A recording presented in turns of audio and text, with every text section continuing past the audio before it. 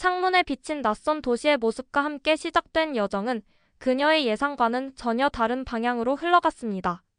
34살 기자의 눈에 비친 서울은 처음에는 단순히 화려한 현대의 얼굴만 보여주는 듯했지만 한 작은 가족 행사의 초대가 모든 것을 바꿔놓았습니다. 고집 세고 판단이 빠르다는 평을 들어온 그녀가 돌잔치라는 전통 의식을 통해 자신의 편견과 마주하게 되었고 문화를 바라보는 시선이 얼마나 협소했는지 깨닫게 됩니다. 택시를 타고 지나친 분주한 거리와 네온사인 너머에 숨겨진 진짜 이야기는 그저 기사 한 편을 위한 취재가 아닌 마음의 여행으로 이어집니다. 서울의 현대적인 외관 뒤에 살아 숨쉬는 전통의 진정한 의미를 발견하게 된 그녀의 변화는 어쩌면 우리 모두에게 던지는 질문인지도 모릅니다. 택시 창문에 비친 내 모습을 바라보고 있었어요. 서울의 높은 빌딩들이 마치 거대한 거울처럼 오후 햇살을 반사하며 창밖으로 지나가고 있었습니다. 제 이름은 에밀리 스톤이에요. 34살이고 글로벌 옵저버라는 신문사에서 기자로 일하고 있답니다. 제 일은 동아시아에서 일어나는 이야기들을 쓰는 거예요. 제 상사는 제가 고집이 세다고 말해요. 특히 이런 아시아 국가들에 대한 기사를 쓸 때 더 그렇죠. 그는 이걸 끈기 있다고 표현하지만 실제로 무슨 뜻인지 잘 알고 있었어요. 동료들은 제가 작은 디테일에 신경을 많이 쓴다고 말해요. 그건 제가 너무 빨리 판단한다는 걸 예쁘게 표현한 거겠죠. 하지만 이런 성격이 제 일을 잘하는데 도움이 된다고 스스로 위안하고 있었어요. 저는 3주 동안 한국에 와 있어요. 제 임무는 간단했어요. 한류라는 것에 대한 기사를 쓰는 거였죠. 한류는 요즘 전 세계에서 인기를 끌고 있는 한국의 음악, 영화, TV 프로그램을 말해요. 솔직히 저는 그 인기가 실제보다 부풀려진 거라고 생각하고 있었어요. 전 세계로 퍼져나가는 화려하고 완벽해 보이는 한국 문화 뒤에는 아직 전통적인 사고방식이 많이 남아있을 거라고 생각했거든요. 택시가 상점과 식당들이 늘어선 분주한 거리로 접어들고 있었어요. 밝은 한글 간판들이 사방에서 반짝이고 있었고 사람들은 대부분 휴대폰을 보며 바쁘게 걸어가고 있었습니다. 서울은 정말 바쁘고 첨단 기술이 넘쳐나는 도시처럼 보였지만 이런 현대적인 모습 뒤에는 분명 다른 면도 있을 거라고 생각하고 있었어요. 그때 제 손에 들린 휴대폰이 진동하고 있었어요. 예전에 함께 일했던 제이슨이라는 미국인 사진작가의 메시지였어요. 그는 한국 여성과 결혼한 후 몇 년 전에 한국으로 이주했죠. 우리는 커피를 마시며 만나서 그가 저에게 현지 문화를 설명해 주기로 했었어요. 에밀리, 타이밍이 딱 좋네. 그의 메시지가 이렇게 적혀 있었어요. 계획이 조금 바뀌었어. 이번 주말에 우리 딸 스카이의 돌잔치가 있어. 첫 번째 생일 축하 행사인데 너도 와야 해. 휴대폰을 보며 인상을 찌푸렸어요. 이건 제가 계획한 게 아니었거든요. 아이의 생일 파티보다는 제 기사에 집중해야 했어요. 그런 행사는 제 취재 시간을 뺏을 뿐이라고 생각하고 있었죠. 지금은 일이 너무 바빠서 그런 시간을 내기 어려울 것 같아. 라고 답장을 보냈어요. 제이슨의 답장이 금방 도착했어요. 믿어봐. 이건 내가 꼭 봐야 할 진짜 한국 문화야. 관광객들에게 보여주는 화려한 케이팝 공연 같은 게 아니라 이게 한국인들의 실제 일상이라고. 잠시 생각해봤어요. 어쩌면 그의 말이 맞을지도 모르겠다는 생각이 들었어요. 이런 전통 행사를 보는 것이 제 기사에 도움이 될 수도 있겠죠. 현대적인 모습 속에서도 전통을 지키는 한국의 모습을 보여주는 좋은 소재가 될 테니까요. 알았어. 잠깐만 들릴게. 답장을 보냈어요. 제이슨에게 말하지 않은 건 이미 제 기사의 일부를 쓰기 시작했다는 거예요. 이미 이런 소위 전통 행사에 대한 제 생각을 정해놓고 있었거든요.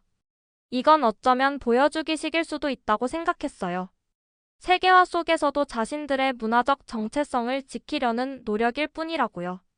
하지만 이 생일 축하 행사를 직접 보면 제 기사가 더 설득력을 가질 거예요. 제가 실제로 가서 경험한 것을 쓴다면 독자들이 제 글을 더 신뢰할 테니까요. 택시가 신호등 앞에서 멈췄어요. 창밖으로 한 어머니가 어린아이의 손을 잡고 길을 건너기 위해 기다리고 있었어요.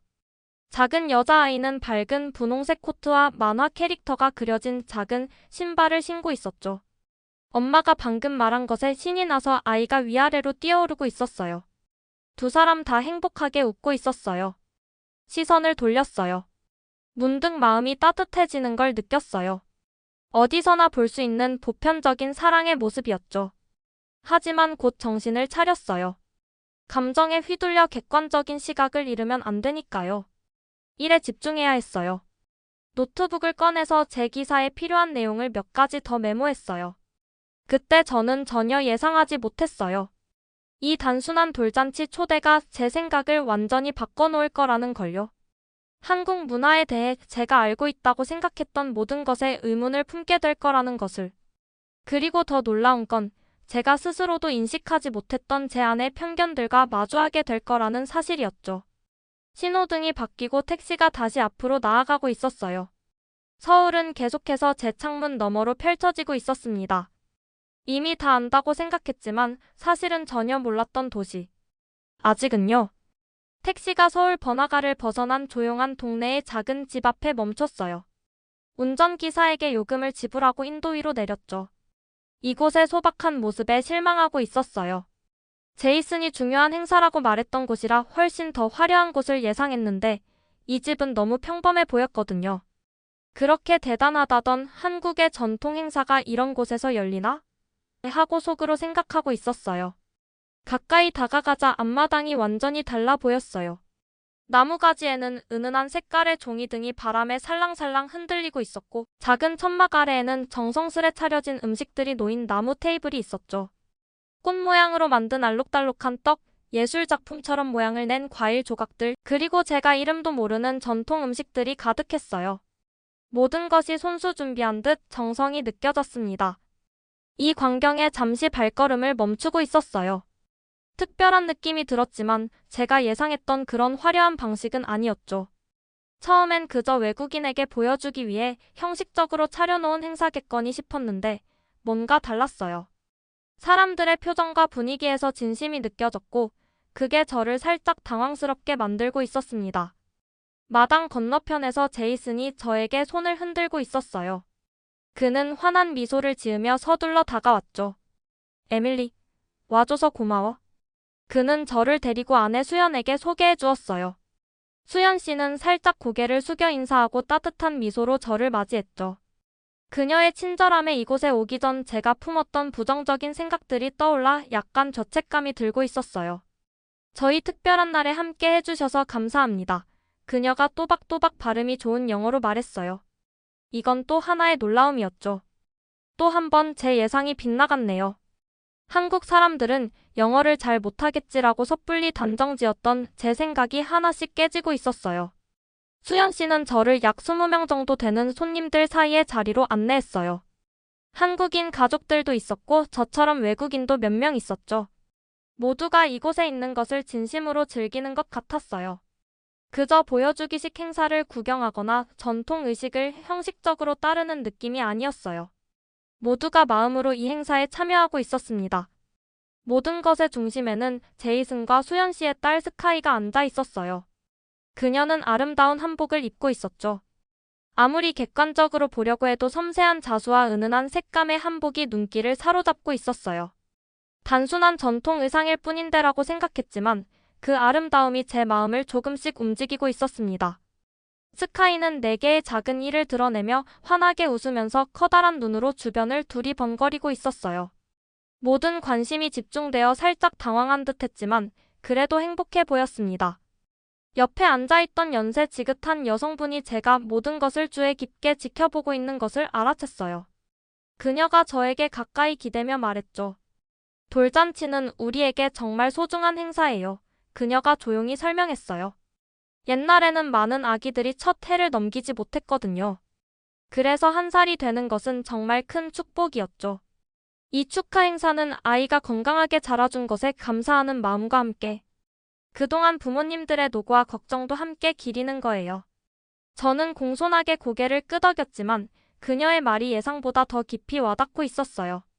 단순한 행사라고만 생각했는데 이런 의미가 담겨 있었구나 하는 생각이 들기 시작했죠. 수연 씨가 아기 스카이 앞에 여러 물건들을 정성스럽게 놓는 모습을 지켜보고 있었어요. 연필, 돈, 알록달록한 실 그리고 작은 책이 있었죠. 모든 손님들이 갑자기 숨을 죽이며 관심을 보이고 있었습니다. 돌잡이라고 해요. 제이슨이 저에게 속삭였어요. 아이가 처음 집는 물건으로 앞으로의 미래를 점쳐보는 전통이에요. 놀랍게도 저도 다른 모든 사람들과 함께 숨을 참고 있었어요. 한국의 오래된 풍습을 객관적으로 관찰하러 왔는데 어느새 저도 모르게 마음이 쏠리고 있었죠. 냉정한 기자로서의 태도가 자꾸 무너지고 있었습니다. 왜 이렇게 가슴이 설레는 걸까요? 스카이의 작은 손이 앞으로 뻗어나갔어요. 그녀는 모든 물건들을 바라보며 잠시 망설이고 있었죠. 그러다가 연필을 잡았어요. 모두가 환호하고 박수를 치고 있었고 일부는 사진까지 찍고 있었습니다. 학자가 될 거예요. 누군가 기쁘게 외쳤어요. 수연 씨가 모임을 가로질러 제이슨을 바라보는 모습이 눈에 들어왔어요. 그들의 눈이 마주치자 두 사람의 얼굴이 자랑스러움과 행복으로 빛나고 있었죠. 그 순간 저는 문화나 전통을 넘어서는 무언가를 보고 있었어요. 아이의 미래에 대한 사랑과 희망과 꿈이 보였습니다. 따뜻하고 진한 감정이 제 안에서 커져가고 있었어요. 저는 한국 전통이 그저 과장된 의식이라는 증거를 찾으러 왔었죠. 동양의 전통은 현대 사회에 맞지 않는 형식적인 것이라는 선입견을 가지고 있었거든요.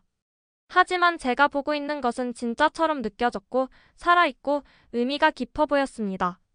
이 축하 행사의 매 순간이 제가 알고 있다고 생각했던 것들에 도전하고 있었어요. 스카이의 할머니와 할아버지가 번갈아가며 그녀를 높이 들어올리는 동안 모두가 박수를 치고 있었고 제 노트북은 여전히 가방 안에 닫혀 있다는 것을 깨달았어요. 단 한 줄의 메모도 쓰지 않았죠. 모든 것을 분석하는 대신 그저 함께 느끼고 있었습니다. 맛있는 음식 냄새가 공기를 가득 채우고 있었어요. 정겨운 대화 소리가 주변을 감싸고 있었고 장식품과 옷에서 나오는 은은한 색감들이 눈을 즐겁게 하고 있었죠. 그리고 그 모든 것의 중심에서 아름다운 한복을 입은 한 살된 여자아이가 단 한마디도 하지 않으면서 저에게 중요한 무언가를 가르치고 있었습니다. 저는 단순한 생일 파티의 문턱을 넘어선다고 생각했어요. 하지만 실제로는 문화에 대한, 기자로서의 제 직업에 대한, 그리고 세상을 바라보는 제 방식에 대한 모든 믿음을 시험하는 순간 속으로 발을 들여놓고 있었습니다. 한국의 전통은 그저 형식적인 것일 뿐이라고 쉽게 판단했던 제 섣부름이 부끄러워지고 있었어요. 이런 소박하지만 깊은 의미가 담긴 순간들이 모여 진짜 문화가 되는 걸까요? 처음으로 한국의 진정한 모습을 보게 된 것 같아 마음이 따뜻해지고 있었습니다. 돌잔치 의식이 끝나고 모두들 낮은 상 주변에 놓인 방석에 앉았어요. 처음에는 이런 바닥에 앉는 방식이 좀 불편하게 느껴졌지만 의외로 금방 적응했어요. 저는 제이슨과 한 한국인 어르신 사이에 앉게 되었죠. 제이슨이 그분을 수연 씨의 아버지라고 소개해 주었어요. 가이드북에서 급하게 외운 한국어 인사말을 더듬더듬 해봤는데 발음이 엉망이었을 텐데도 어르신께서는 따뜻하게 웃어주셨어요. 기자십니까? 간단한 영어로 물어보셨어요. 아마 제이슨이 제 직업을 언급한 걸 들으셨나 봐요. 네, 한국 문화에 대해 글을 쓰고 있어요. 말을 하는 순간 갑자기 불편한 기분이 들었어요. 제가 계획했던 기사가 전통을 잃어가는 현대. 한국이라는 표면적인 관점에서 쓰여질 뻔했다는 생각이 들었거든요. 실제 한국은 제가 예상했던 것보다 훨씬 더 복잡하고 깊이가 있었어요. 수연 씨의 아버지가 생각에 잠겨 고개를 끄덕이셨어요. 많은 외국인들은 K-팝, 삼성, 빠른 인터넷만 봅니다. 하지만 한국은 가슴에 손을 대며 적절한 단어를 찾으셨어요. 더 깊습니다. 그 간단한 말이 저에게 강하게 다가왔어요. 마치 제 마음속에 작은 지진이 일어난 것 같았죠. 나도 결국 K-팝과 IT 강국이라는 이미지로만 한국을 판단하려던 또 다른 외국인일 뿐이었나? 복잡한 한국 생활을 서양 독자들이 이해하기 쉬운 깔끔한 상자 안에 억지로 넣으려고 했던 건 아닐까? 식탁은 놀라운 음식들로 가득 차 있었어요. 김치와 밥처럼 알아볼 수 있는 것도 있었지만 대부분은 처음 보는 것들이었죠. 모든 것이 색감과 모양에 세심한 주의를 기울여 아름답게 배열되어 있었어요. 처음에는 사진을 위한 음식이라고 생각했는데 이제 보니 이건 단순히 먹기 위한 음식이 아니라 먼저 눈으로 감상하고 함께 나누는 문화였어요. 수연 씨의 언니가 제가 몇몇 음식들을 어떻게 먹어야 할지 고민하는 걸 알아차렸어요. 그녀는 떡을 어떻게 제대로 먹는지 보여주었는데 한 입 베어 먹기 전에 특정한 방식으로 싸는 법을 알려주었죠. 입안에서 맛이 터져나왔어요. 달지만 너무 달지 않고 이전에 먹어본 적 없는 쫄깃한 식감이었어요.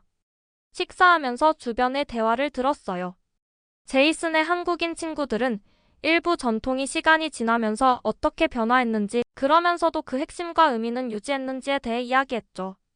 그들은 완벽하고 변하지 않은 과거를 고집하는 것이 아니라 오히려 그들의 전통이 각 세대와 함께 살아가고 성장하는 방식을 자랑스러워하는 것 같았어요. 처음에 생각했던 사라져가는 전통 이야기와는 너무 달랐어요. 식사 후 잠시 자리를 비워 메모를 확인했어요. 휴대폰을 꺼내 지금까지 기사용으로 작성한 내용을 봤죠. 글을 스크롤하면서 부끄러움으로 얼굴이 뜨거워졌어요. 돌잔치와 같은 한국 전통은 주로 의미 있는 문화적 관행이라기보다는 인스타그램에 올리기 좋은 사진 기회로 남아있다. 내가 쓴 글을 뚫어지게 봤어요. 갑자기 너무 오만하게 느껴졌어요. 내가 누군데 다른 문화의 전통이 진짜인지 의미 있는지를 판단하려 했을까? 서양 작가들이 쓴 몇 개의 기사와 책을 읽고 한국 사회를 다 이해할 수 있다고 생각한 건 어떤 자만심이었을까?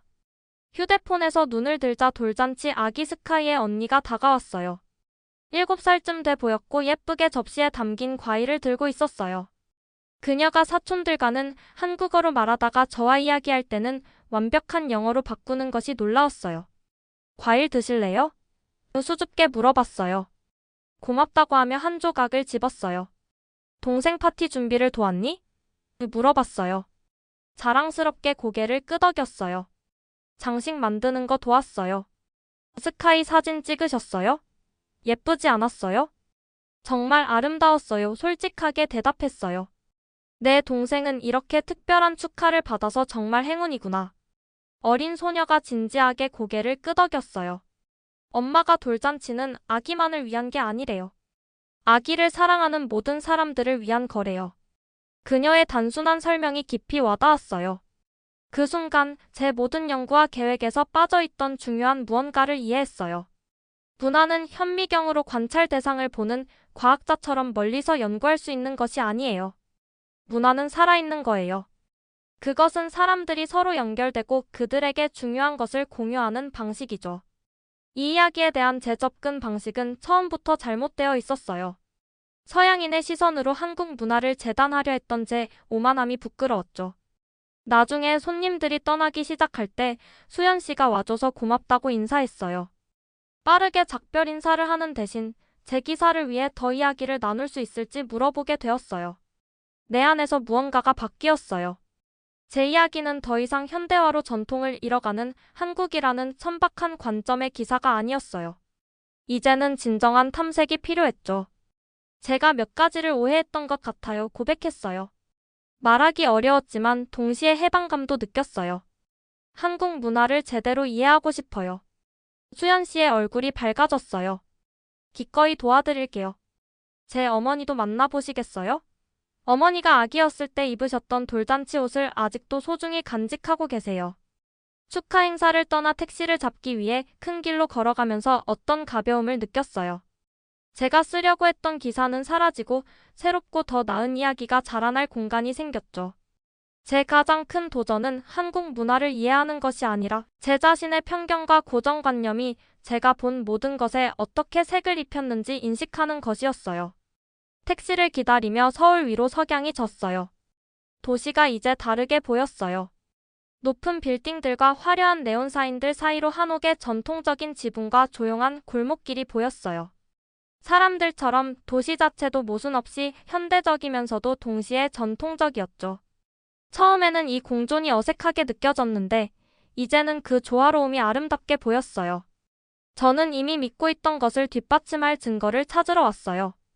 대신 그런 믿음의 의문을 제기할 용기를 얻었죠. 때로는 가장 힘든 여정이 우리를 지구 반대편으로 데려가는 여행이 아니라 우리 자신의 편견을 정직하게 바라보게 하는 여행일 수 있어요. 한국은 제게 그런 소중한 여행을 선물해 주었어요.